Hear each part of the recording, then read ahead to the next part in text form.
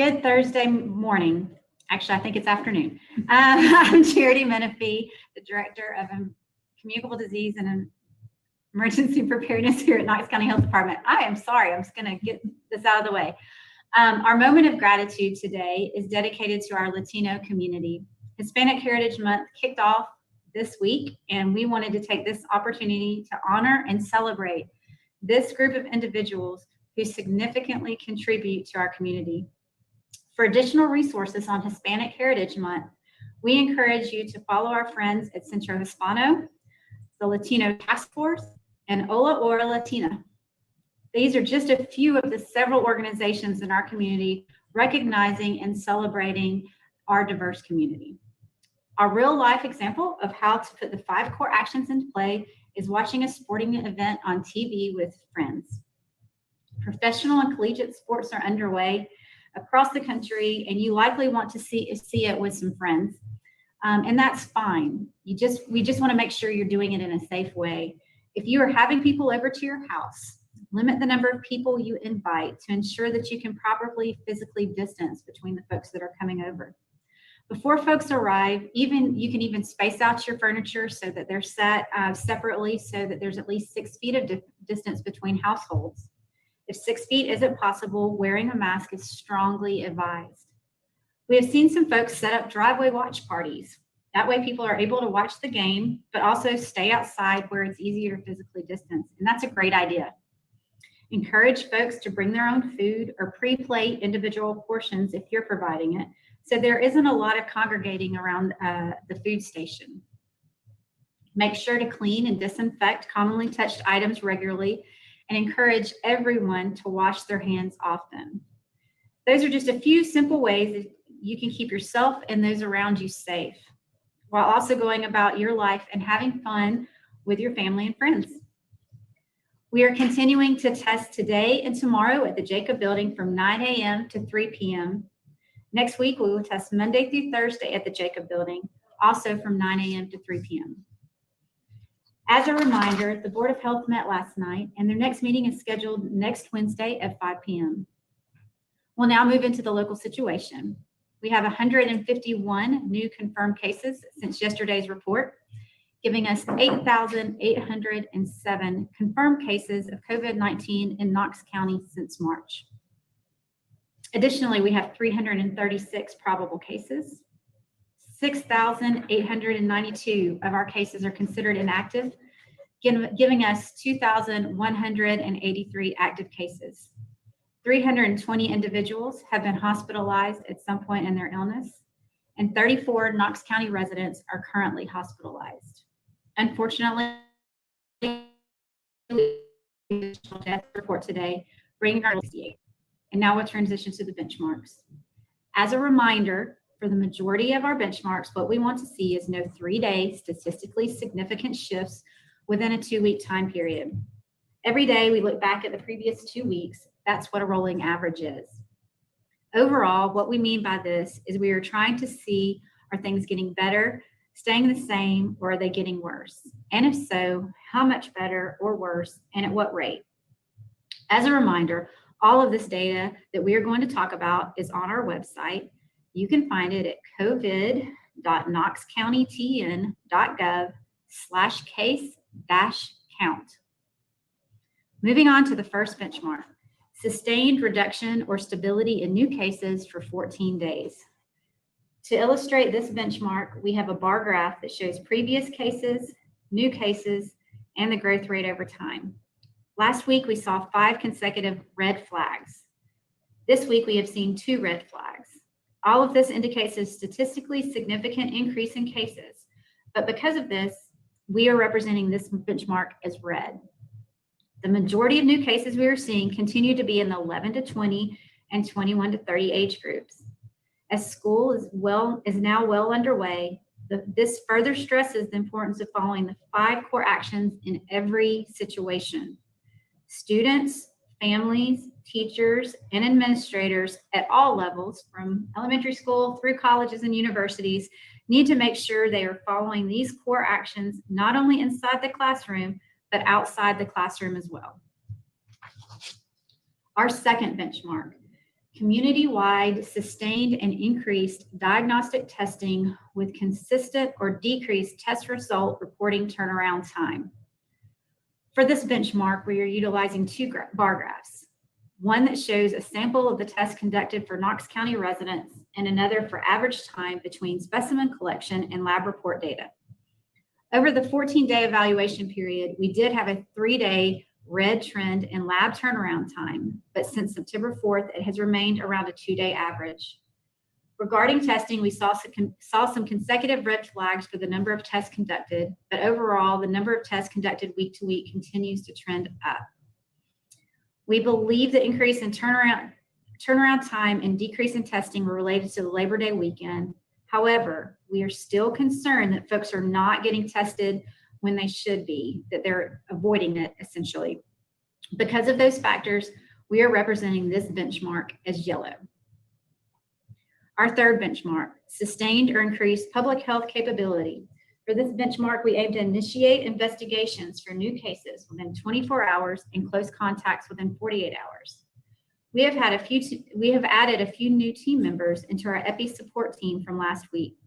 With this team, we continue to be able to initiate investigations in the desired time frame. And because of this, our benchmark continues to be represented as green. We will continue to evaluate this benchmark and make appropriate changes as the situation evolves. Our fourth benchmark, healthcare system capabilities remain within current and forecasted surge capacity. These graphs show the availability of regional hospital beds, ICU beds, and ventilators from our hospital partners.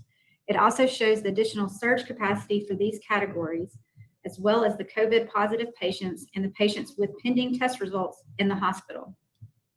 These data are gathered from the information hospitals put in the Tennessee Healthcare Resource Tracking System, or HERTS. It may reflect Knox County, the East Region, or patients from other jurisdictions.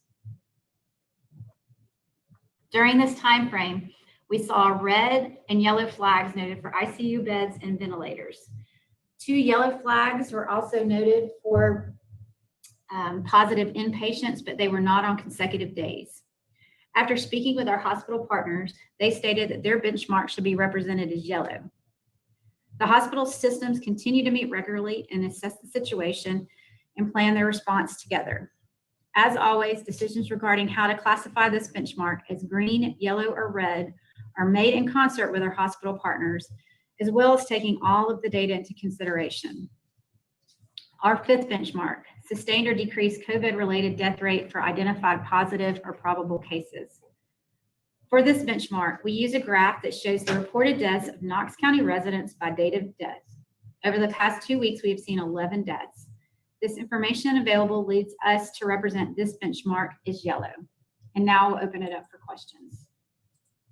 All right, as a reminder, you can submit your questions into the chat feature. The first question we have is from David with WBLT. It was admitted yesterday the 10 p.m. curfew didn't work. Why didn't the 10 p.m. curfew work, and why will the change to 11 p.m. work? I'm a little confused by the question. If you want to provide some clarification, I think we meant the change last night was to go from a curfew to say so, but the initial wording of the draft document was for 10 p.m. closure, and it was moved to an 11 p.m. closure. I think listening to the discussion it was really about trying to find a compromise where we could allow folks to still have their business opening and operating, but also encouraging social distancing and all the things that we need to happen that is very challenging to happen in those social settings where people are drinking and will be less likely to be able to follow those 5 core actions. So it moved to 11 p.m. During the discussion last night. If you need additional clarification, please let me know, but just want to make sure that we're tracking on what you were asking about. From Grace with WBIR, we haven't seen any inactive cases in 3 days. From our understanding of the state changes, shouldn't cases automatically move there after 14 days? Well, but you're seeing new cases roll in, so we'll have to look at the data, but it could just be coincidence and things that are rolling in and cases rolling out at a similar rate. So we'll look into that. But from our perspective, I haven't heard any issues from our epidemiologist on how that information is being reported and what we're seeing. But we'll check into it and follow up and make sure there's not been an error on what we reported. From Vincent with the Sentinel, the board went from a few weeks of not being able to reach a consensus on any new issues to a clear and concise safety message. You work closely with Dr. Buchanan. Do you have any insight on what changed between last week and this week?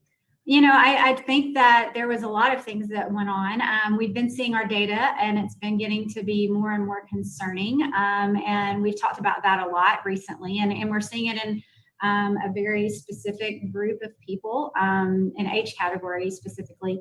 And I think coinciding that with the visit from Dr. Burks and the recommendations that she put forth, all really helped to bring a cohesive message. I can't speak for the board. I'm just telling you my opinion on that. But I think that all of those things kind of culminated probably into them being able to land on the same message last night. Also from Vincent with the Sentinel, what is the grand strategy for slowing the spread locally over the next weeks and months? Did you say ground strategy? Grand strategy. Grand strategy. It's really, and I know it sounds like we repeat ourselves, but it's really doing everything we can to reinforce and encourage folks to use the 5 core actions. And social distancing and wearing a mask and not going out when you're sick and all of the activities that we have are surround those. And so closures that came from the Board of Health last night, that really is to try to keep people separated because those were the times and areas where they weren't. It also goes along with the 25 and under discussion and regulation that was passed last night as well. So I think all of it is really trying to make sure and reinforce the message of those 5 core actions and get everybody on board. I mean, the 5 core actions, that's the freedom to be able to continue moving forward and living our lives. And it's the balance that we have to play there so we don't have even more severe consequences if the virus were to run rampant. From Jeff with WATE, Nashville is facing a controversy over whether COVID-19 cases could actually be traced back to bars. Mm-hmm. Can they be traced back to bars here? And does that controversy undercut the decision on the curfew made last night? I don't think that that undercuts the decision made here. We've been very open and transparent about what our data has shown and the limitations of our data. And so we've never said that we've had actual cases tracked back to bars. What we are looking at and thinking about is the activity and the behavior in bars and restaurants and with drinking alcohol. And this is across the country. And so when discussions are being had on this, it's about saying that there are areas that have the regulations in place that limit those activities, and they have seen their numbers drop after those regulations have been put into place. That's what it comes down to. We've been open and honest about that. We know folks are going to bars and restaurants. Had any clusters identified there. And a lot of times we talked, I believe in the last Board of Health meeting, not this last night's, but the one before, I talked about this a little bit with Dr. Shamia, who asked about it. It's challenging in that the information that we have to associate clusters is as good as the information we get. And you're not necessarily knowing the person who's standing next to you in the bar and all of those things to be able to tie specific cases. But we do understand behavior and disease transmission. And that's where these decisions are the recommendations are coming from. And I think where decisions are being made based on that. Grace with WBIR, I guess to add on to her question from earlier, she says the total active has changed, but not the number of new inactive cases. Okay, I'll have to go back and look at that. It's really hard for me to answer detailed data questions when I can't look at it. So we'll follow up with you, Grace. And then also from Grace with WBIR, have we seen cases connected to bars in our area? Help us understand why stopping alcohol consumption at a certain time can stop the spread of COVID. We have, I think I just talked about that. We have absolutely had cases that tell us that they are going to bars and restaurants and doing all those things. When we've talked, we've said that we have not had specific clusters get associated with it where they say that was the only place they've been, that they were congregating with a lot of different people, that they can name the people. And there's challenge behind that. But we do absolutely have people that are doing that. And again, I think my previous answer, I'm not going to go into that again, but it's really about behavior and the way this disease spreads from person to person that is informing the recommendations that we're making. And this is happening across the country in various areas. From Vincent with the Sentinel, We heard discussion about framing progress during the pandemic in terms of clearly outlined incentives, restrictions, openings, and measures of progress. That sounds like the phased reopening plan we had earlier. If this potential plan is different, how is it different? Was that in discussion last night on the Board of Health meeting? Is that where he's coming from for that? I'm not really sure what you're referencing, Vincent. If you can give us a little clarity on that. I honestly wasn't at the whole Board of Health meeting last night.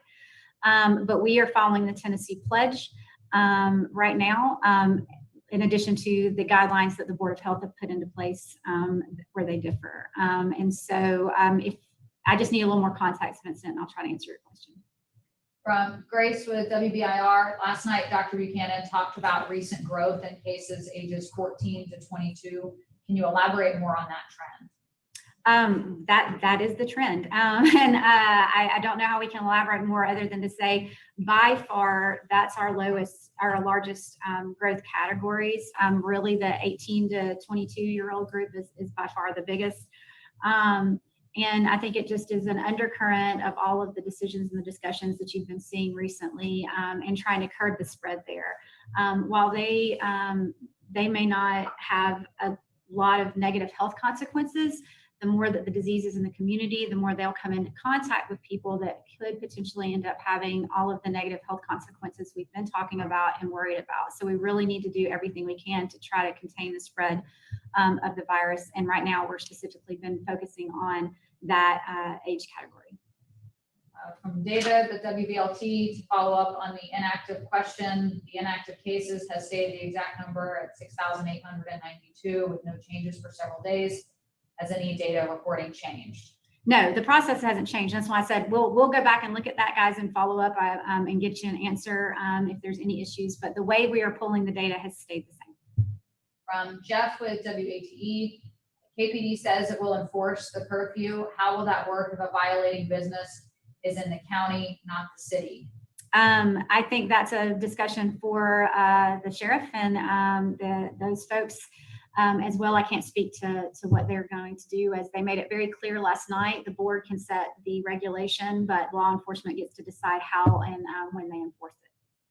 Jeff's follow-up questions are, will the health department still try the education first approach? That's always what we do before COVID and after. It's what we will continue to do. And so we will continue to do that as we have always been. And his other follow-up question is, tell us about the discussion underway with the Knox County Sheriff's Office. I believe all of this just happened last night. We haven't had a follow-up conversation with them at this point today. I believe that Chief Thomas said that she was convening that group to talk about how the law enforcement folks were going to work together last night. And so I would direct your questions to them. From Vincent with the Sentinel, how long do you expect to see the shutdown lasting here before the county can fully reopen? So the enforcement last night, it's not a full shutdown. It closes at 11 p.m. and I believe it was put into play for 28 days. And so it will be reevaluated then. And hopefully we've seen an impact at that time, and the board will reassess it and make their determinations at that time.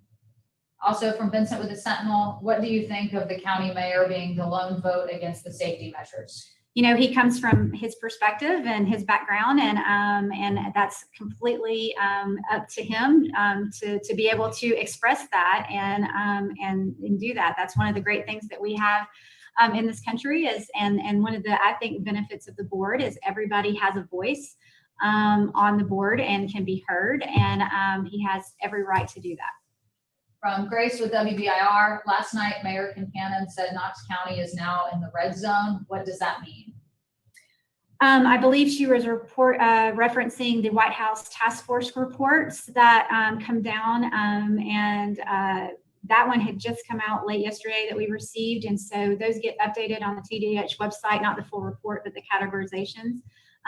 But that just means that we have a higher rate of new cases than we had before. And I think that was referenced and discussed. I don't want to give you the exact details wrong, but we can give you the details of what the difference is between a yellow and a red. But essentially it's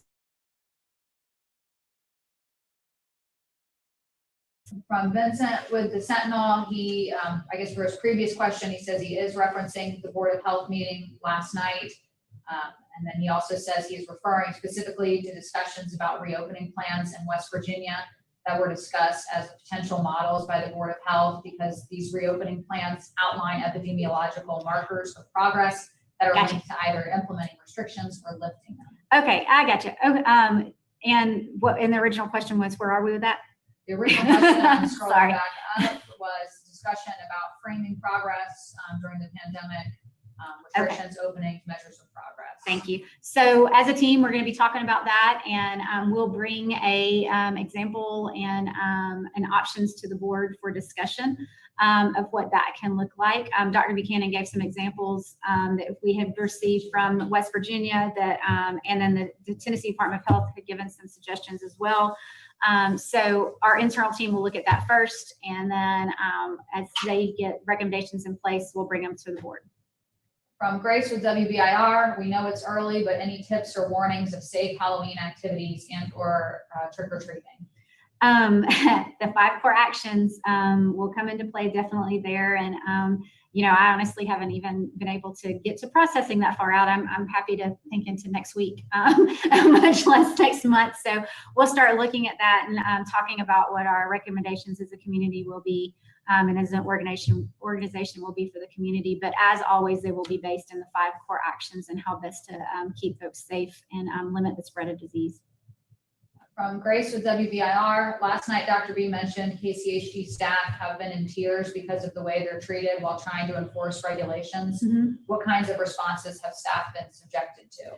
It runs the gamut. So we've tried really hard to be positive when we're here and speaking and about our staff and the community in general. And most folks are easy to work with and are kind to our staff, but there has been a growing sentiment, and it's from the staff that are going out and enforcing regulation to the staff that's doing contact tracing and working our phone bank, of people that are just really, really angry and saying some very vicious and hateful things to our staff. And it's challenging because this is day in and day out, and it doesn't stop. And we haven't wanted to complain, but we think that it's important that you guys know the reality of what we're dealing with, and to know that our staff, from the regulations side to the people that are doing contact tracing, are doing their job. And this is a job that's been done in public health long before COVID-19. It's how we didn't have a huge measles outbreak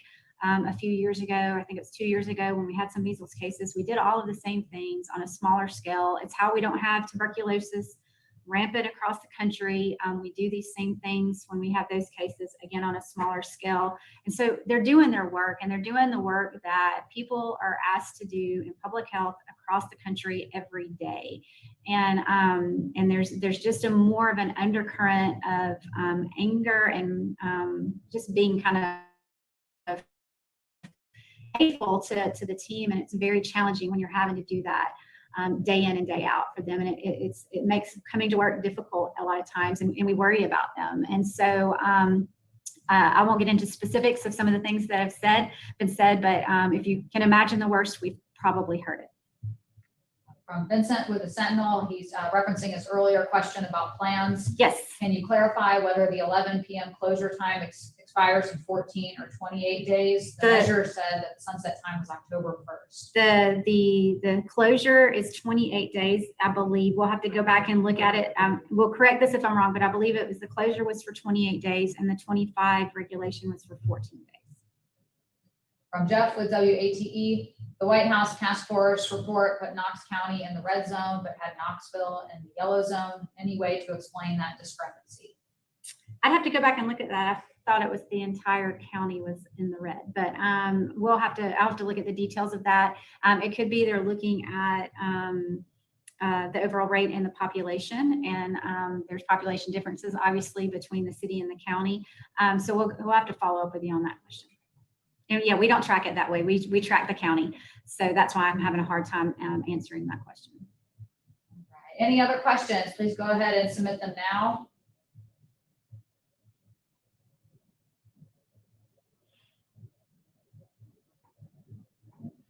Not seeing any other questions come in. So thank you all for your time, and we will see you again for a media briefing next Tuesday. Have a good rest of your week and a good weekend.